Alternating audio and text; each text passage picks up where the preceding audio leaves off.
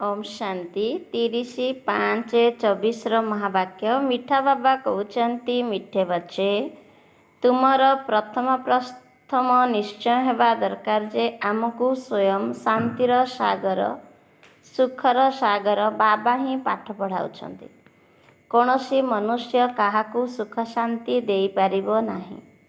आजिर प्रश्न अछि सबुठारु उच्च लक्ष्य कौन? ସେହି ଲକ୍ଷ୍ୟକୁ ପ୍ରାପ୍ତ କରିବା ପାଇଁ କେଉଁ ପୁରୁଷାର୍ଥ କରିବାକୁ ହେବ?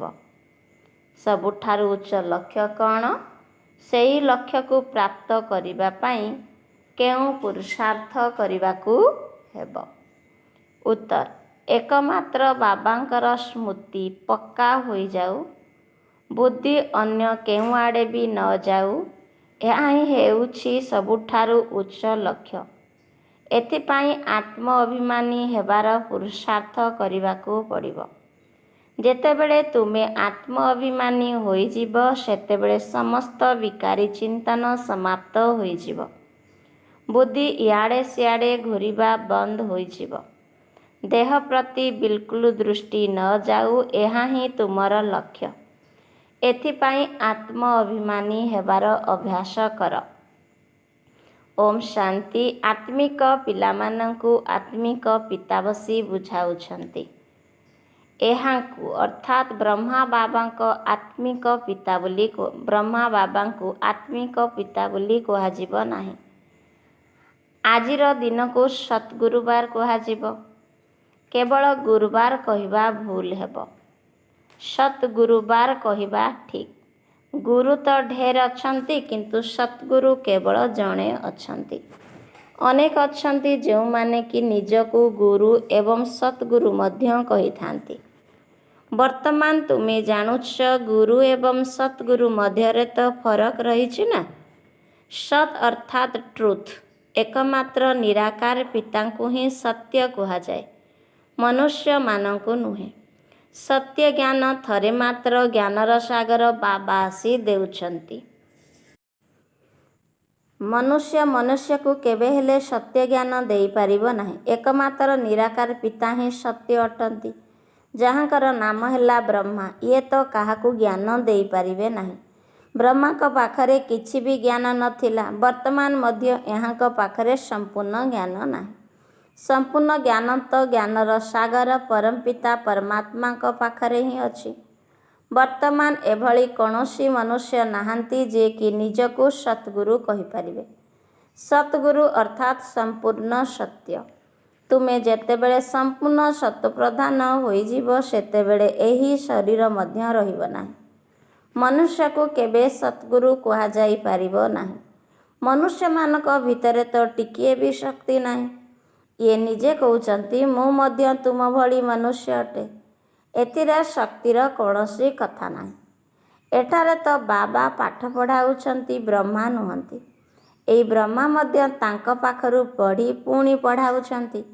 ତୁମେ ନିଜକୁ ବ୍ରହ୍ମା କୁମାର କୁମାରୀ ପରିଚୟ ଦେଉଥିବା ଆତ୍ମାମାନେ ମଧ୍ୟ ପରମପିତା ପରମାତ୍ମା ସତ୍ଗୁରୁଙ୍କ ପାଖରୁ ପାଠ ପଢ଼ୁଛ। ତୁମକୁ ତାଙ୍କଠାରୁ ଶକ୍ତି ମିଳୁଛି। ଶକ୍ତିର ଅର୍ଥ ଏହା ନୁହେଁ ଯେ ତୁମେ କାହାକୁ ବିଧା ମାରିବ ତ ସିଏ ତଳେ ପଡ଼ିଯିବେ, ନା। ଏହା ହେଲା ଆତ୍ମିକ ଶକ୍ତି, ଯାହାକି ଆତ୍ମିକ ପିତାଙ୍କ ଦ୍ୱାରା ମିଳୁଅଛି। ଯୋଗବଳ ଦ୍ୱାରା ତୁମେ ଶାନ୍ତି ପ୍ରାପ୍ତ କରୁଛ ଏବଂ ପାଠପଢ଼ା ଦ୍ୱାରା ତୁମକୁ ସୁଖ ମିଳୁଛି। ଯେପରି ଅନ୍ୟ ଶିକ୍ଷକମାନେ ପାଠ ପଢ଼ାଇଥାନ୍ତି, ସେହିପରି ବାବା ମଧ୍ୟ ତୁମକୁ ପାଠ ପଢ଼ାଉଛନ୍ତି। ଏହି ବ୍ରହ୍ମା ମଧ୍ୟ ପଢ଼ୁଛନ୍ତି, କାହିଁକି ନା ଇଏ ବି ବାବାଙ୍କର ଛାତ୍ର ଅଟନ୍ତି। ଯେତେ ବି ଦେହଧାରୀ ମନୁଷ୍ୟ ଅଛନ୍ତି ସମସ୍ତେ ଛାତ୍ର ଅଟନ୍ତି। ବାବାଙ୍କର ତ ଦେହ ନାହିଁ, ସେ ନିରାକାର ଅଟନ୍ତି। ସିଏ ହିଁ ଆସି ତୁମକୁ ପାଠ ପଢ଼ାଉଛନ୍ତି। ଅନ୍ୟ ଛାତ୍ରମାନଙ୍କ ଭଳି ତୁମେ ମଧ୍ୟ ପାଠ ପଢ଼ୁଛ। ଏଥିରେ ପରିଶ୍ରମର କୌଣସି କଥା ନାହିଁ। ପଢ଼ିବା ସମୟରେ ସର୍ବଦା ବ୍ରହ୍ମଚର୍ଯ୍ୟ ବ୍ରତକୁ ଧାରଣ କରିଥାନ୍ତି। ବ୍ରହ୍ମଚର୍ଯ୍ୟରେ ରହି ପାଠ ପଢ଼ି ସାରିବା ପରେ ବିକାରଗ୍ରସ୍ତ ହୋଇଥାନ୍ତି, ଅର୍ଥାତ୍ ବିବାହ କରିଥାନ୍ତି। ମନୁଷ୍ୟ ତ ମନୁଷ୍ୟ ଭଳି ହିଁ ଦେଖାଯାଇଥାନ୍ତି। କହନ୍ତି ଇଏ ଅମୁକ ଲୋକ, ଇଏ LLB, ଇଏ ଅମୁକ ଅଫିସର ଅଟନ୍ତି। ତେବେ ପାଠ ପଢ଼ିବା ଦ୍ୱାରା ହିଁ ଏହିସବୁ ଉପାଧି ମିଳିଥାଏ। କିନ୍ତୁ ଚେହେରା ତ ସେଇଆ ହିଁ ରହିଥାଏ ନା। ତେବେ ସେହି ଲୌକିକ ପାଠପଢ଼ାକୁ ତ ତୁମେମାନେ ଜାଣିଛ। ସାଧୁସନ୍ଥମାନେ ଯେଉଁ ସବୁ ଶାସ୍ତ୍ର ଆଦି ପଢ଼ୁଛନ୍ତି ଏବଂ ପଢ଼ାଉଛନ୍ତି ସେଥିରେ କୌଣସି ବାହାଦୁରୀ ନାହିଁ। ତା ଦ୍ୱାରା କାହାକୁ ଶାନ୍ତି ତ ମିଳିପାରିବ ନାହିଁ। ସେମାନେ ନିଜେ ମଧ୍ୟ ଶାନ୍ତି ପାଇବା ପାଇଁ ଧକ୍କା ଖାଇଥାନ୍ତି। ଯଦି ଜଙ୍ଗଲରେ ଶାନ୍ତି ମିଳୁଥାନ୍ତା ତେବେ ସେମାନେ ଘରକୁ କାହିଁକି ଫେରି ଆସୁଛନ୍ତି? ମୁକ୍ତି ତ କେହି ବାବା କହିଲେ ମୁକ୍ତି ତ କେହି ହେଲେ ପାଉନାହାନ୍ତି। ଯେତେ ବି ଭଲ ଭଲ ନାମୀଗ୍ରାମୀ ପ୍ରସିଦ୍ଧ ରାମକୃଷ୍ଣ ପରମହଂସ ଆଦି ଏଠାରେ ଜନ୍ମ ନେଇ ଯାଇଛନ୍ତି ସେମାନେ ମଧ୍ୟ ପୁନର୍ଜନ୍ମ ନେଇ ଶକ୍ତିହୀନ ତମପ୍ରଧାନ ହେଉଛନ୍ତି। ମୁକ୍ତି ଜୀବନ ମୁକ୍ତି କେହି ବି ପାଉନାହାନ୍ତି। ତେବେ ସମସ୍ତଙ୍କୁ ତମପ୍ରଧାନ ହେବାକୁ ହିଁ ପଡ଼ିବ। ସେଭଳି କୌଣସି ଅଦ୍ଭୁତ ବା ଆଶ୍ଚର୍ଯ୍ୟଜନକ ସିଦ୍ଧି ଦେଖିବାକୁ ମିଳିନଥାଏ। ଯଦି କାହାକୁ ପଚାରିବ ଯେ ତୁମକୁ ଗୁରୁଙ୍କଠାରୁ କ'ଣ ମିଳୁଛି ତେବେ କହିବେ ଶାନ୍ତି ମିଳୁଛି। କିନ୍ତୁ ବାସ୍ତବରେ ସେମାନଙ୍କୁ କିଛି ବି ମିଳୁନାହିଁ। ଏମାନେ ଶାନ୍ତିର ଅର୍ଥକୁ ହିଁ ଜାଣିନାହାନ୍ତି। ଏବେ ତୁମେ ଜାଣୁଛ ବାବା ହେଉଛନ୍ତି ଜ୍ଞାନର ସାଗର। ଆଉ କୌଣସି ସାଧୁସନ୍ଥ ଗୁରୁ ଆଦି ଶାନ୍ତିର ସାଗର ହୋଇପାରିବେ ନାହିଁ। ମନୁଷ୍ୟ କାହାକୁ ବି ବାସ୍ତବିକ ଶାନ୍ତି ଦେଇପାରିବେ ନାହିଁ। ତୁମର ପ୍ରଥମ ନିଶ୍ଚୟ ହେବା ଦରକାର ଯେ ଶାନ୍ତିର ସାଗର ହେଉଛନ୍ତି ଏକମାତ୍ର ବାବା, ଯିଏକି ଆମକୁ ପାଠ ପଢ଼ାଉଛନ୍ତି। ସୃଷ୍ଟିଚକ୍ର କିପରି ଘୁରୁଛି ଏକଥା ମଧ୍ୟ ବାବା ବୁଝାଇଛନ୍ତି। ମନୁଷ୍ୟ ମନୁଷ୍ୟକୁ କେବେ ସୁଖ ଶାନ୍ତି ଦେଇପାରିବେ ନାହିଁ। ଇଏ ଅର୍ଥାତ୍ ବ୍ରହ୍ମା ଶିବ ବାବାଙ୍କର ରଥ ଅଟନ୍ତି। ବ୍ରହ୍ମା ମଧ୍ୟ ତୁମ ଭଳି ବିଦ୍ୟାର୍ଥୀ ଅଟନ୍ତି। ଇଏ ମଧ୍ୟ ଘର ଗୃହସ୍ଥରେ ରହୁଥିଲେ। ଇଏ କେବଳ ବ୍ରହ୍ମାଙ୍କୁ ନିଜର ଶରୀର ଧାର ସୂତ୍ରରେ ଦେଇଛନ୍ତି, ତାହା ମଧ୍ୟ ବାନପ୍ରସ୍ଥ ଅବସ୍ଥାରେ। ଏକମାତ୍ର ବାବା ହିଁ ତୁମକୁ ବୁଝାଉଛନ୍ତି। କହୁଛନ୍ତି ସମସ୍ତଙ୍କୁ ନିର୍ବିକାରୀ ହେବାକୁ ପଡ଼ିବ। ଯେଉଁମାନେ ନିଜେ ନିର୍ବିକାରୀ ହୋଇପାରୁନାହାନ୍ତି ସେମାନେ ପୁଣି ଅନେକ ପ୍ରକାରର କଥା କହିବେ, ଗାଳି ମଧ୍ୟ ଦେବେ। ସେମାନେ ଭାବୁଛନ୍ତି ଆମର ଜନ୍ମ ଜନ୍ମାନ୍ତରର ଭୋଜନ ଯାହାକି ପିତାଙ୍କଠାରୁ ଉତ୍ତରାଧିକାରୀ ସୂତ୍ରରେ ମିଳିଛି ତାହାକୁ ଆମଠାରୁ ଛଡ଼ାଇ ନେଉଛନ୍ତି। ତେବେ ବିକାରର ତ୍ୟାଗ ତ ବେହଦର ବାବା ହିଁ କରାଉଛନ୍ତି ନା। ଏହାଙ୍କଠାରୁ ଅର୍ଥାତ୍ ବ୍ରହ୍ମାଙ୍କଠାରୁ ମଧ୍ୟ ବାବା ହିଁ ସବୁକିଛି ତ୍ୟାଗ କରାଇଛନ୍ତି। ପିଲାମାନଙ୍କୁ ମଧ୍ୟ ଏଥିରୁ ରକ୍ଷା କରିବା ପାଇଁ ଚେଷ୍ଟା କରିଥିଲେ। ଯେଉଁମାନେ ବିକାର ରୂପୀ ରାବଣଠାରୁ ରକ୍ଷା ପାଇବା ପାଇଁ ଇଚ୍ଛା କଲେ ସେମାନେ ବାହାରି ଆସିଲେ। ଏବେ ତୁମମାନଙ୍କ ବୁଦ୍ଧିରେ ଅଛି ଯେ ଆମକୁ କୌଣସି ମନୁଷ୍ୟ ପାଠ ପଢ଼ାଉନାହାନ୍ତି। ଏକମାତ୍ର ନିରାକାର ବାବା ହିଁ ସର୍ବଶକ୍ତିମାନ। ବାବାଙ୍କୁ ହିଁ ସର୍ବଶକ୍ତିମାନ କୁହାଯାଉଛି। ଅନ୍ୟ କାହାକୁ କୁହାଯାଇପାରିବ ନାହିଁ। ସେ ହିଁ ତୁମକୁ ଜ୍ଞାନ ଦେଉଛନ୍ତି। ବାବା ହିଁ ତୁମମାନଙ୍କୁ ବୁଝାଉଛନ୍ତି। ଏହି ବିକାର ତୁମର ସବୁଠାରୁ ବଡ଼ ଶତ୍ରୁ, ତେଣୁ ଏହାକୁ ତ୍ୟାଗ କର। ପୁଣି ଯେଉଁମାନେ ତ୍ୟାଗ କରିପାରୁନାହାନ୍ତି ସେମାନେ କେତେ ଝଗଡ଼ା କରୁଛନ୍ତି। କେହି ମାତା ଏପରି ଅଛନ୍ତି ଯେଉଁମାନେ କି ବିକାର ପାଇଁ ବହୁତ ଗଣ୍ଡଗୋଳ କରୁଛନ୍ତି। ଏବେ ତୁମେମାନେ ସଙ୍ଗମ ଯୁଗରେ ଅଛ। ଏକଥା ମଧ୍ୟ କେହି ଜାଣିନାହାନ୍ତି ଯେ ଏହା ପୁରୁଷୋତ୍ତମ ସଙ୍ଗମ ଯୁଗ ଅଟେ। ବାବା କେତେ ସ୍ପଷ୍ଟ ଭାବରେ ବୁଝାଉଛନ୍ତି। ଅନେକ ଅଛନ୍ତି ଯେଉଁମାନଙ୍କୁ ସମ୍ପୂର୍ଣ୍ଣ ନିଶ୍ଚୟ ରହିଛି। କାହାର ଅଧା ନିଶ୍ଚୟ, କାହାର 100%, ଆଉ କାହାର ପୁଣି 10% ନିଶ୍ଚୟ ମଧ୍ୟ ରହିଛି। ବର୍ତ୍ତମାନ ଭଗବାନ ଶ୍ରୀମତ୍ ଦେଉଛନ୍ତି, ପିଲାମାନେ ମୋତେ ମନେ ପକାଅ।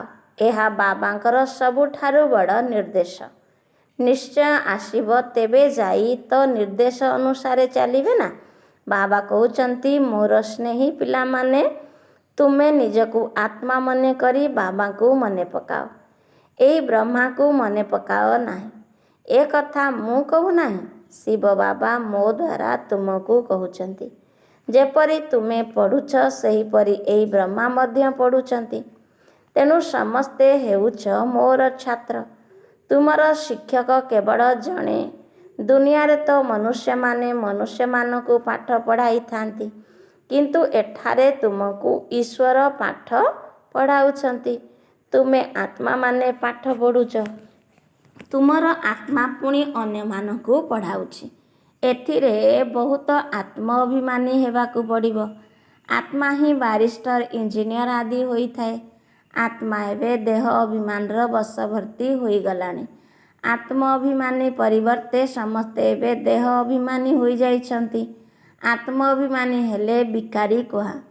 ବାବା କହିଲେ ଆତ୍ମ ଅଭିମାନୀ ହେଲେ ବିକାରୀ କୁହାଯିବ ନାହିଁ। ସେମାନଙ୍କର କେବେ ବିକାରୀ ବିଚାର ମଧ୍ୟ ଆସିବ ନାହିଁ। ଦେହ ଅଭିମାନ ଦ୍ୱାରା ହିଁ ବିକାରୀ ବିଚାର ଆସିଥାଏ। ତେଣୁ ସେମାନେ ବିକାରୀ ଦୃଷ୍ଟିରେ ଦେଖିଥାନ୍ତି।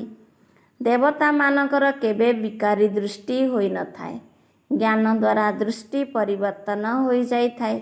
ସତ୍ୟ ଯୁଗରେ କ'ଣ ଏଭଳି ପ୍ରେମ କରିବେ? ଜ୍ଞାନ ନୃତ୍ୟ କରିବେ? ସେଠାରେ ଯଦିଓ ପ୍ରେମ କରିବେ, କିନ୍ତୁ ବିକାରର କୌଣସି କଥା ରହିବ ନାହିଁ।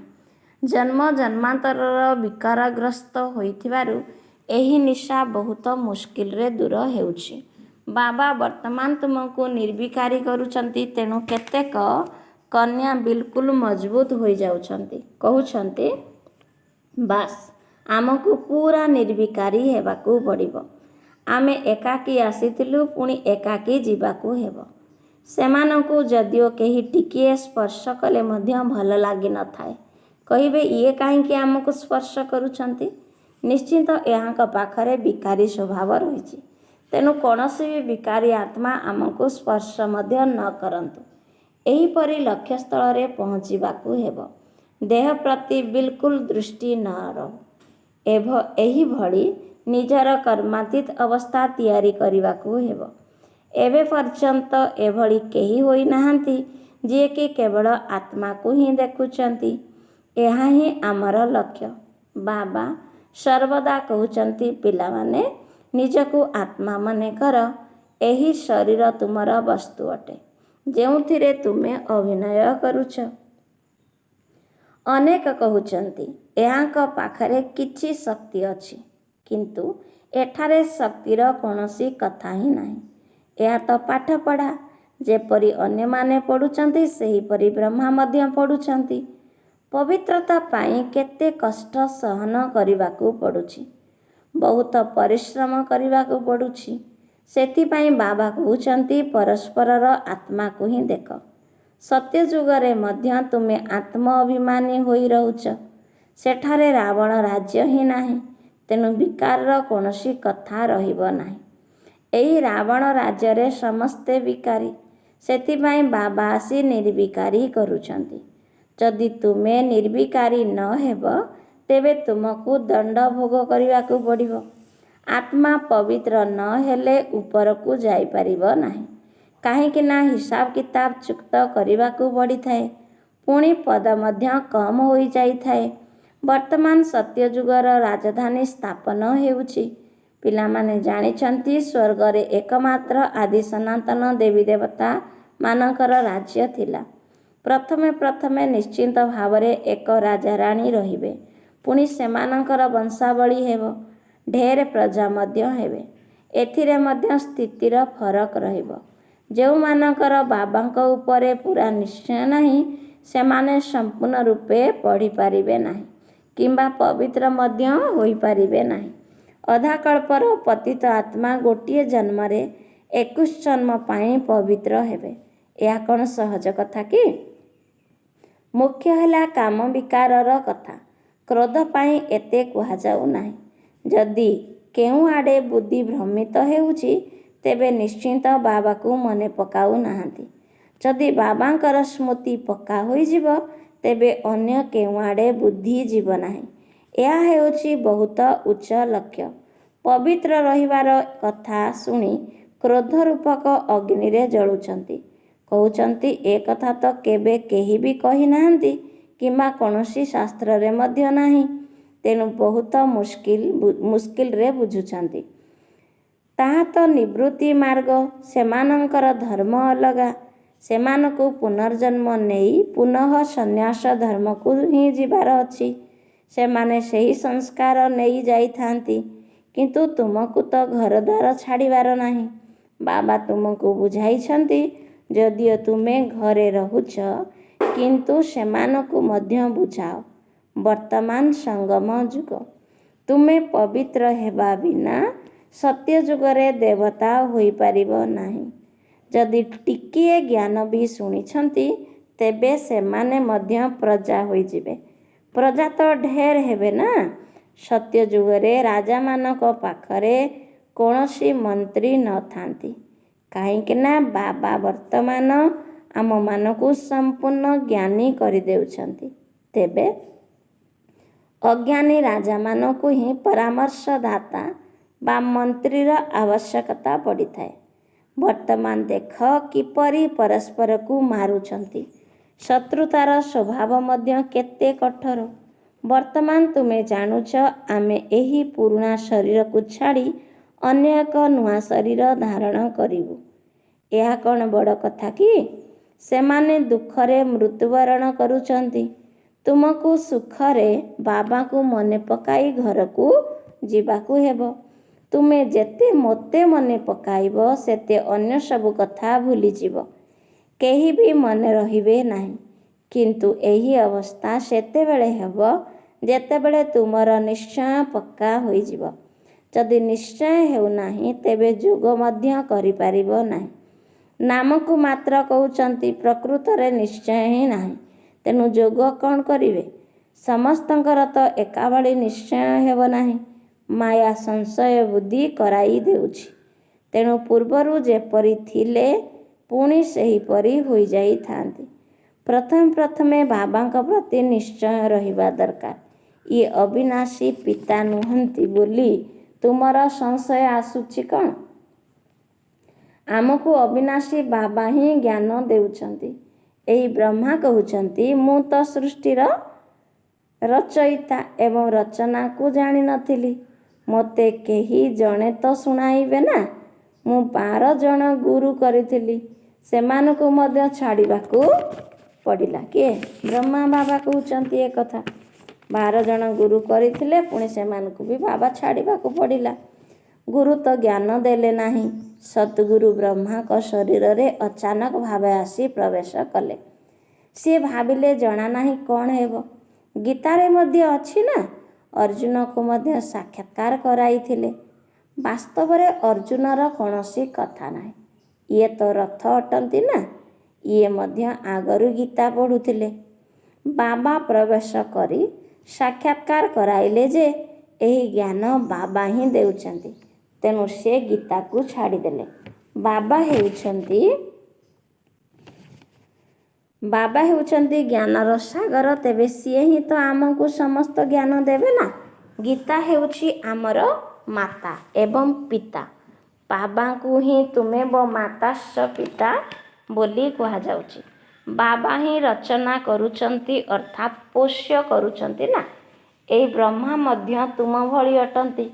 ବାବା କହୁଛନ୍ତି, ଏହାଙ୍କର ବାନପ୍ରସ୍ଥ ଅବସ୍ଥାରେ ହିଁ ମୁଁ ପ୍ରବେଶ କରୁଛି। କୁମାରୀମାନେ ତ ପବିତ୍ର ଅଟନ୍ତି। ଏମାନଙ୍କ ପାଇଁ ତ ବହୁତ ସହଜ। ବିବାହ ପରେ କେତେ ସମ୍ବନ୍ଧ ବଢ଼ିଯାଇଥାଏ। ସେଥିପାଇଁ ଦେହୀ ଅଭିମାନୀ ହେବାରେ ମେହନତ କରିବାକୁ ପଡ଼ିଥାଏ। ବାସ୍ତବରେ ଆତ୍ମା ଶରୀରରୁ ଭିନ୍ନ ଅଟେ, କିନ୍ତୁ ଅଧାକଳ୍ପ ପର୍ଯ୍ୟନ୍ତ ଦେହ ଅଭିମାନ ରହିଥାଏ। ବାବା ଆସି ଅନ୍ତିମ ଜନ୍ମରେ ଦେହୀ ଅଭିମାନୀ କରୁଛନ୍ତି। ତେଣୁ କଷ୍ଟ ଲାଗୁଛି। ପୁରୁଷାର୍ଥ କରି କରି କେତେ ଅଳ୍ପ ସଂଖ୍ୟାରେ ପାସ୍ ହେଉଛନ୍ତି। ସେଥିପାଇଁ କେବଳ ଅଷ୍ଟରତ୍ନର ଗାୟନ ରହିଛି। ତେଣୁ ତୁମେ ନିଜକୁ ପଚାର, ଆମର ଲକ୍ଷ୍ୟ ସ୍ପଷ୍ଟ ଅଟେ ତ? ଏକମାତ୍ର ବାବାଙ୍କ ବ୍ୟତୀତ ଆଉ କିଛି ବି ମନେ ପଡ଼ୁନାହିଁ ତ? ଅନ୍ତିମ ସମୟରେ ହିଁ ତୁମର ଏହିଭଳି ମଜବୁତ ଅବସ୍ଥା ହେବ। ଆତ୍ମ ଅଭିମାନୀ ହେବା ପାଇଁ ବହୁତ ପରିଶ୍ରମ କରିବାକୁ ପଡ଼ିଥାଏ। ଆଚ୍ଛା, ମିଠା ମିଠା ଶିଖିଲଧେ ସନ୍ତାନମାନଙ୍କ ପ୍ରତି ମାତା ପିତା ବାପଦାଦାଙ୍କର ମଧୁର ସ୍ନେହଭରା ସ୍ମୃତି ଏବଂ ସୁପ୍ରଭାତ। ଆତ୍ମିକ ପିତାଙ୍କର ଆତ୍ମିକ ସନ୍ତାନମାନଙ୍କୁ ନମସ୍ତେ। ଆତ୍ମିକ ସନ୍ତାନମାନଙ୍କର ଆତ୍ମିକ ମାତା ପିତା ବାପଦାଦାଙ୍କୁ ମଧୁର ସ୍ନେହଭରା ସ୍ମୃତି ସୁପ୍ରଭାତ ଏବଂ ନମସ୍ତେ ନମସ୍ତେ ନମସ୍ତେ। ଧାରଣା ପାଇଁ ମୁଖ୍ୟ ସାରାଂଶ ପ୍ରଥମ ନମ୍ବର। ଜ୍ଞାନ ଦ୍ୱାରା ନିଜର ଦୃଷ୍ଟିକୁ ପରିବର୍ତ୍ତନ କରିବାକୁ ହେବ। ଆତ୍ମ ଅଭିମାନୀ ହୋଇ ବିକାରୀ ଚିନ୍ତନକୁ ସମାପ୍ତ କରିବାକୁ ହେବ। କୌଣସି ବି ବିକାରର ଦୁର୍ଗନ୍ଧ ତୁମ ଭିତରେ ନ ରହୁ। ଦେହ ଆଡ଼କୁ ବିଲକୁଲ ଦୃଷ୍ଟି ନ ଯାଉ। ଦ୍ୱିତୀୟ ପଏଣ୍ଟ, ବେହଦର ବାବା ହିଁ ଆମକୁ ପାଠ ପଢ଼ାଉଛନ୍ତି। ଏହିଭଳି ପକ୍କା ନିଶ୍ଚୟ ରହୁ, ତେବେ ଯାଇ ଯୋଗ ମଜବୁତ ହେବ। ମାୟା ଆମର ନିଶ୍ଚୟକୁ ଟିକିଏ ବି ହଲଚଲ ନ କରୁ, ଏଥିପ୍ରତି ଧ୍ୟାନ ଦେବାକୁ ହେବ। ଆଚ୍ଛା, ଆଜିର ବରଦାନ ଅଛି ସେବା ଭାବ ଦ୍ୱାରା ସେବା କରି ଆଗକୁ ବଢ଼ୁଥିବା ଏବଂ ବଢ଼ାଉଥିବା ନିମିତ୍ତ ସେବାଧାରୀ ହୁଅ।